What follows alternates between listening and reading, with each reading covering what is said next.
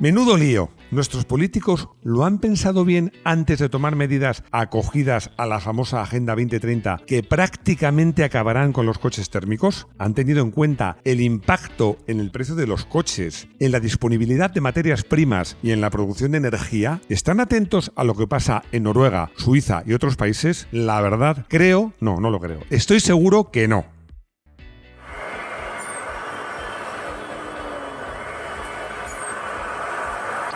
Bienvenidos a Garaje Hermético. Enciérrate con nosotros.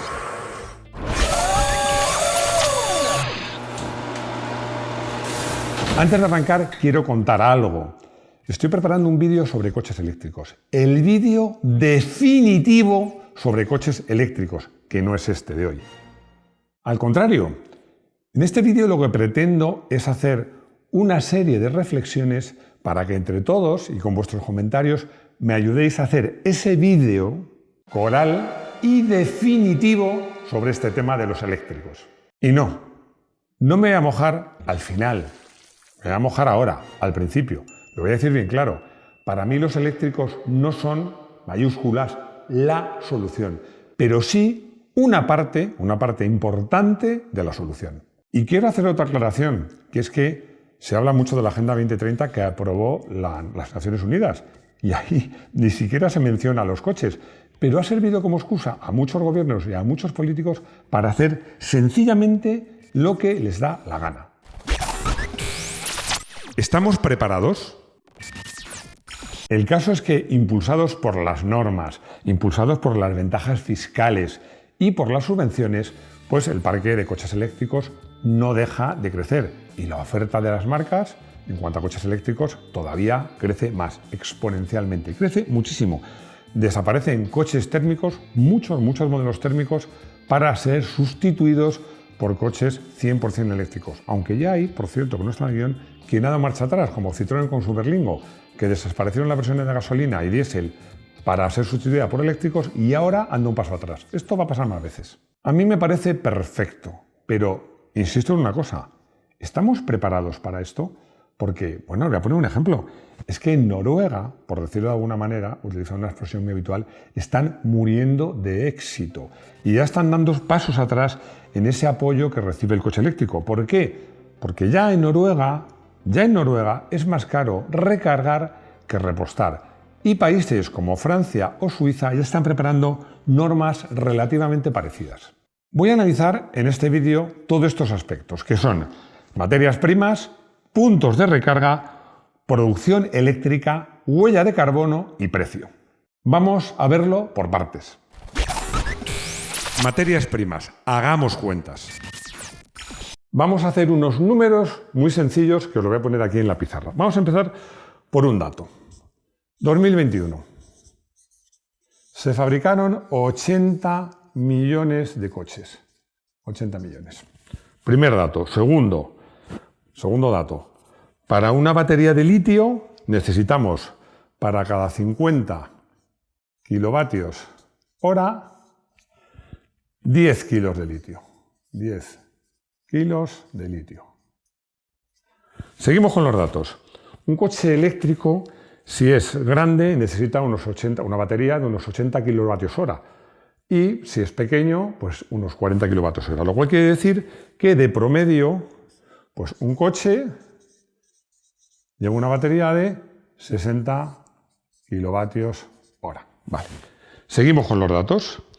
Pues esto quiere decir que si 50 kilovatios hacen falta 10 kilos y un coche medio tiene 60, el siguiente dato sería que un coche tiene 12 kilos de litio. Este dato es importante. 12 kilos de litio cada coche. Vamos a ir con los datos. Vamos a ver. En 2021, seguimos en el mismo año, 2021, se extrajeron 200.000, muchos ceros, toneladas de litio. Vamos a ver. Es decir, vamos a hacer unas cuentas. Si dividimos 200.000 toneladas de litio por 12 kilos que hace falta para cada coche, pues tenemos que se podrían hacer 17 millones, no se entiende muy bien, de coches. Es decir, en el supuesto de que todos los coches que se fabrican en el mundo quisieran ser eléctricos, no podría ser, porque toda la producción de litio del mundo nos permitiría solo hacer 17 millones de coches, es decir, un 21%. Ese es un dato clave. Si todo el litio del mundo que se extrae, porque luego hablaremos del reciclaje, se dedicara a fabricar coches, solo un 21%, es decir, 1 de cada 5 podría ser eléctrico. Yo creo que este dato es absolutamente importante y que demuestra una cosa, que para que los coches eléctricos sean viables es importantísimo resolver el tema del reciclado del litio. Puntos de recarga. Para hablar de puntos de recarga voy a elegir las estadísticas de España. Hay países peores y países mejores. Y voy a coger los datos de ANFAC, que es la Asociación Nacional de Fabricantes de Automóviles y Camiones. Según ANFAC, hay 12.000 gasolineras. 12.000 gasolineras. Y hay 15.000 puntos de recarga de coches eléctricos. Entonces diréis, bueno, pues no está tan mal. A lo mejor os sorprende. Pero claro, es que la cifra tiene una trampa. ¿Cuál es la trampa? Que estos 15.000 puntos de recarga no son electrolineras, son literalmente enchufes. O sea, puedes recargar 15.000 coches. Y en las gasolineras, de promedio, puedes encontrarte con que tengas 4, 5, 6 y más surtidores. Vamos a poner una media de 6. Lo que significaría que en España puntos de repostaje habría, le he hecho por aquí la cuenta, 72.000. Frente a 15.000. Pero luego vamos a hablar del tiempo. Pero la cosa no acaba ahí. Sigamos con los datos. Según ANFAC, que ya os he dicho que es la Asociación Nacional de Fabricantes de Automóviles y Camiones, solo el 17% de los puntos de carga que hay son superiores a 22 kilovatios hora. El resto son de carga lenta. Bueno, en realidad lentísima, porque ya a 22 kilovatios hora no podemos hablar hoy día de carga rápida. Voy a haceros este cálculo de la recarga, pero lo voy a hacer en tiempo. Supongamos que un coche eléctrico, voy a ser optimista, tarda en cargar con estos puntos de recarga que hay solo unas 2 horas. Ojo, esto es ser optimista, ¿eh? Esto es muy sencillo. Si tenemos 15.000 puntos de recarga que de promedio cargan un coche cada 2 horas, significa que cada 2 horas, suponiendo que lleguemos y esté libre el punto, que también es optimista, podemos cargar cada 2 horas 15.000 coches. Vamos ahora con los coches convencionales, gasolina y diésel. ¿Cuánto tardas en llenar un depósito? ¿5 minutos? Bueno, pues en 5 minutos quiere decir que en un surtidor, en 2 horas, puedes repostar 24 coches. Ya hemos dicho que hay 72.000 surtidores. Si lo multiplicamos por 24 coches, quiere decir que en 2 horas la red de gasolineras convencionales pueden llegar a repostar 1.728.000 coches. Mirad la diferencia. Podemos recargar en 2 horas en toda España 15.000 coches o repostar más de 1,7 millones de coches. Yo creo que no hacen falta comentarios. Producción eléctrica ecológica. Tengo una buena noticia, que España está a la cabeza en Europa y en el mundo en lo que se refiere a producción de energía eléctrica renovable. El pasado año, en mayo de 22, llegó a superarse por poco el 40% y creo que meses posteriores incluso un poquito más. Ese 40% es una muy buena noticia. Pero, ya sabéis que este es el canal de los peros, también es una mala noticia. Y os diré por qué. Porque a gran escala, en un coche sí, pero a gran escala, la energía eléctrica, uno de sus inconvenientes es que no se puede almacenar. ¿Y qué pasa? Pues que cuando, como ahora, que hay vendavales de viento, o en verano, que hace mucho sol, pues hay energía renovable eléctrica, se produce en las centrales fotovoltaicas, en los molinos de viento, en las centrales eólicas, pero claro, cuando no hace sol o cuando no hace viento, no hay electricidad. ¿Y entonces de qué hay que tirar? De lo de siempre. Centrales térmicas y centrales nucleares. Ojo que fuera de cámara estaba hablando de una cosa que había puesto en el guión y no había dicho, que las nucleares para unos son la solución, y para otros el fin del mundo. Yo creo que, bueno, que para empezar, y se puede comprobar, no son tan peligrosas, pero ojo, luego tiene otra forma de verlo. Es que tú puedes prohibir, por ejemplo, en el caso de España, decir, voy a limitar el uso de centrales nucleares y en el sur de Francia, pues a ver un montón. O sea que yo creo que en esto, pues hay que tenerlo en cuenta todo. De aquí parte la reticencia de algunos países, entre ellos Noruega, a seguir apoyando fiscalmente a los coches eléctricos. ¿Por qué? Esto lo hemos comentado muchas veces hablando de eléctricos. Siempre os digo, siempre os recuerdo que en España y en casi todos los países del mundo mundial, más de la mitad del precio que pagamos por los combustibles son impuestos. En cambio, la electricidad no es así. ¿Vosotros creéis que cuando el parque de coches eléctricos sea suficientemente grande, los gobiernos van a renunciar a esos ingresos impositivos? Ya os lo digo yo, que no. Y es que otra cosa que os he contado muchas veces es que los coches eléctricos llevan un lastre enorme. ¿Lo uses o no? Porque un coche de gasolina llenas el depósito de 50 litros y llevas 35 kilos de lastre, no pasa nada. Pero un coche eléctrico, aunque recorras 10 kilómetros, si es un coche grande llevas 500 kilos de baterías. Por eso, como os digo, en Noruega ya se están dando pasos y se está estudiando una cosa que a mí me parece muy, muy inteligente.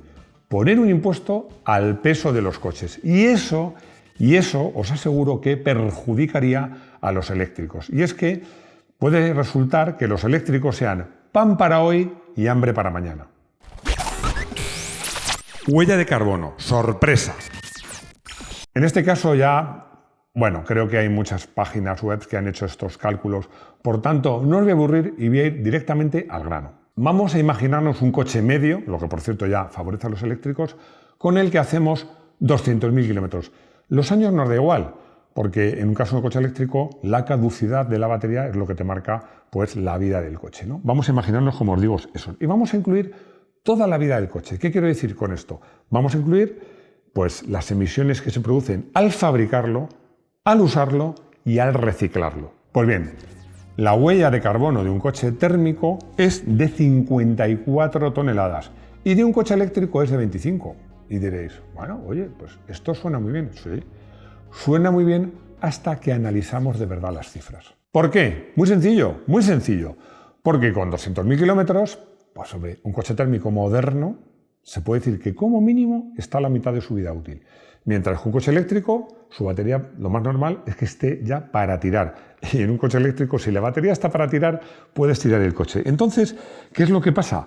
Que a pesar del interés de muchos gobiernos, entre otros el nuestro, de que todas estas medidas sirvan para retirar coches viejos, va a pasar exactamente lo contrario, porque con un coche convencional haces 400.000 kilómetros y te dura un porrón de años. Para hacer 400.000 kilómetros necesitarías 2 coches eléctricos, con lo cual la huella de carbono se podría decir que es la misma. Precio, escándalo.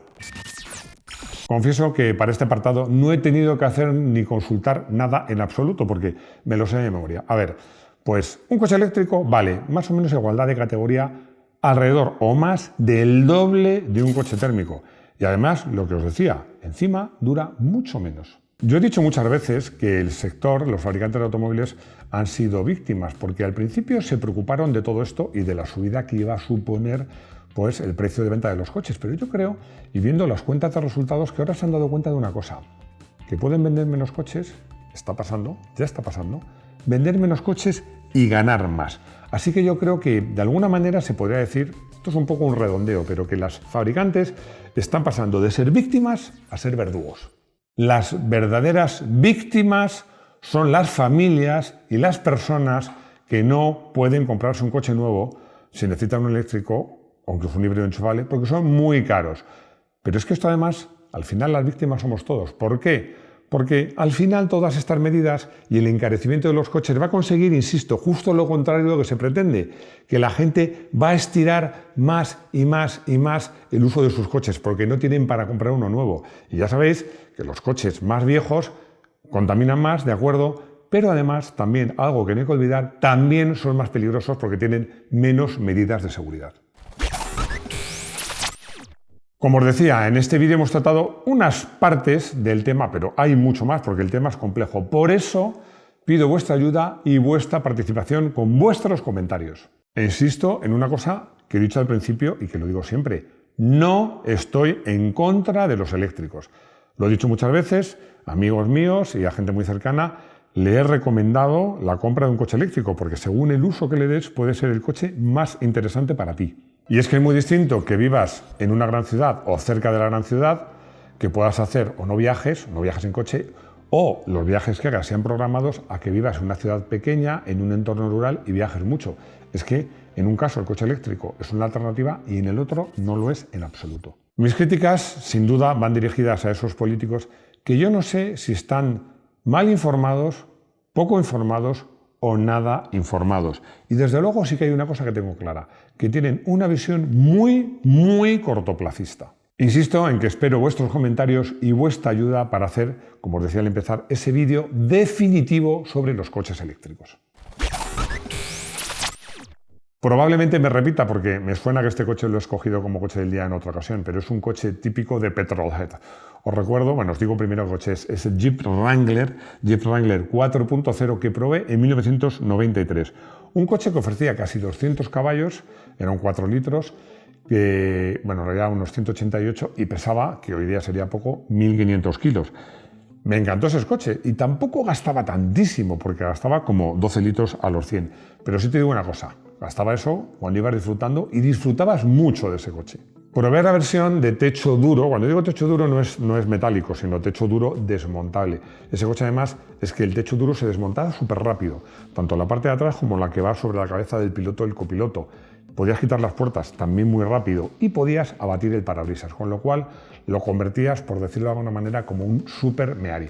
Además, recuerdo que de esta guisa, en una carretera virada, alcancé a un Golf GTI súper nuevo, en una recta le pasé y le perdí. Y luego cuando paré a echar gasolina, el del Golf se paró y miraba el coche como realmente alucinado. Bueno, era un coche muy divertido de conducir y un coche que no me importaría nada, pues darme una vuelta con él de vez en cuando. Manolo me pregunta si sigue habiendo kits para los Suzuki Santana para cambiar las ballestas por muelles. Sí que los hay. Y además es muy aconsejable porque el coche gana mucho, sobre todo en todo terreno. Eso sí, lo importante para mí es que elijas un taller de confianza. Y me dirás, bueno, ¿y cómo sé que es de confianza? Mejor que sea especializado en transformaciones de coches de todo terreno. Ramón va a cambiar de coche y tiene dudas porque quería comprarse un deportivo convencional y me dice que a ver si se compra el coche y no lo va a poder usar. Bueno, la respuesta es muy sencilla. Seguramente no lo vas a poder usar en el centro de algunas ciudades. Pero digo una cosa, los coches convencionales fuera de las grandes ciudades se van a poder seguir usando en carretera, viajando. O sea, yo creo que salvo que te tengas que mover muy a menudo por el centro urbano de una gran ciudad, un coche como el que te gusta es una buena compra. Y ya hemos llegado al final de este vídeo que me temo que pueda ser un poco polémico. Yo os he dado todos los datos porque siempre digo una cosa. Yo os quiero dar la información para que forméis vuestra opinión. No, también es mi opinión, pero sobre todo, insisto, aquí damos datos y os pedimos que forméis vuestra opinión. Y también insisto en que espero vuestros comentarios para hacer más vídeos sobre este tema. Y nada más, daros las gracias por estar hasta aquí y lo que digo siempre, espero veros de nuevo en nuestro garaje hermético. ¡Hasta pronto!